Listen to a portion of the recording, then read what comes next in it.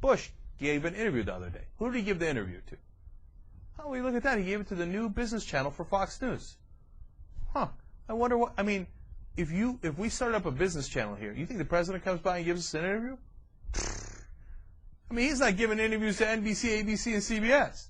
But he went to help Fox with their new business channel.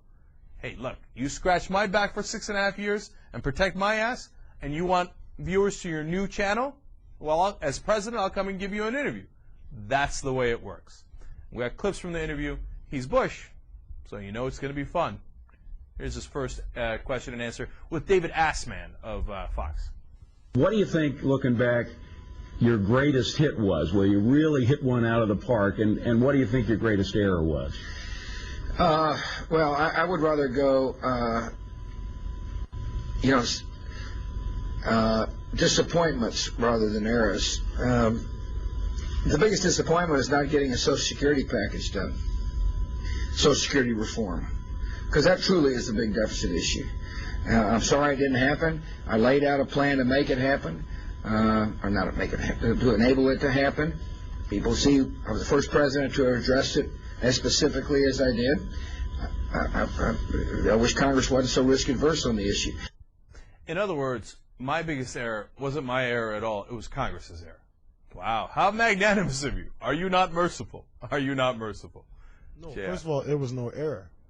He said, I wouldn't say error. There's no such thing. Yeah. No, he doesn't make errors. You're right. This was a regret of what didn't happen. Yeah, it's a disappointment in Congress for not passing his brilliant Social Security plan. What is this, a job interview? You know how you're supposed to turn that around in a job interview? You know, what's your biggest failing? Yeah, you know what? I just work too hard. And when I go into a company, I think, that company deserves everything I get. And I beat myself up over it. I'm working 10, 12, 14 hours a day. That's my biggest problem with myself. Like, that's how they train you to answer. So annoying. It's so annoying. First of all, the question is annoying in an interview. But second of all, the answer is annoying. And that's what Bush is doing here. Another thing is, I got to say it. Dude, you're embarrassing.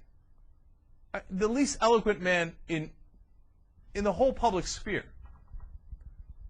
I mean, when Allen Iverson goes off about practice, we're talking about practice, right? He sounds a lot more eloquent than George Bush does. I wouldn't say error. I'd say, what was the thing Carl told me to say? He's been gone for a while, and I can't remember.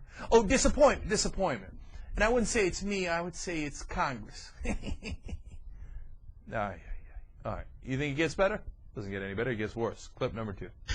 Success. There's been a lot. Oh, yeah. Tax cutting, No Child Left Behind, Medicare reform. I would say the advance of liberty. Oh, come on. The working hard to secure the homeland from attack, putting in place tools necessary to protect us, and at the same time be strong in the advancement of liberty as a great alternative to an ideology of hate. And it's going to be hard, by the way, it's going to take a while for history to analyze my administration, so I'm not all that worried about the short-term scorecard. And, I read 3 books on Washington last year. My attitude is if they're still writing about number 1, the 43rd guy doesn't need to worry about it. I love when the ass man laughs along. Hey, listen, they're writing books about George Washington because he was our founding father. He was the first president. He's pretty important. They're not writing 3 books about Polk. Although Polk was an interesting president. They should write a couple books about him, too. Right? They're not writing 3 books about Grover Cleveland. And they are going to write 3. They're going to write 30 books about how incompetent you were, how you were the worst. I love how this guy has the nerve to go around comparing himself to George Washington. Well, yeah, success. Yeah, we had a lot of those. What was the question again? Yeah. Advance to liberty. Like in Pakistan. Oops, that was a bad one. Like in the Palestinian territories when Hamas won the... Oh, no, wait, that was a bad one. Like Hezbollah when they gained seats in the Lebanese parliament. No, wait, that was a bad one, too. Like in Iraq when they... okay. Can we go back to my biggest disappointment? Advance to liberty. Are you joking? I mean, are you kidding?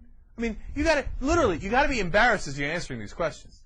It's like me with my political predictions. I predicted John Kerry would win the 2004 election. It's like me saying, oh, no, my best prediction, John Kerry winning the 2004 election.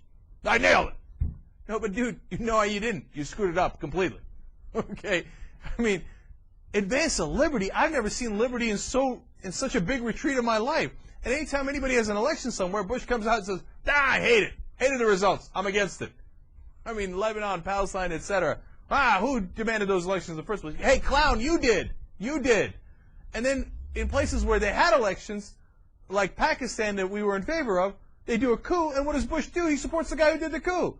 He supports the general, and he supports the general who won't put the Democratic government back into office. And he has a nerve to go on TV and talk about the advance of liberty. Please.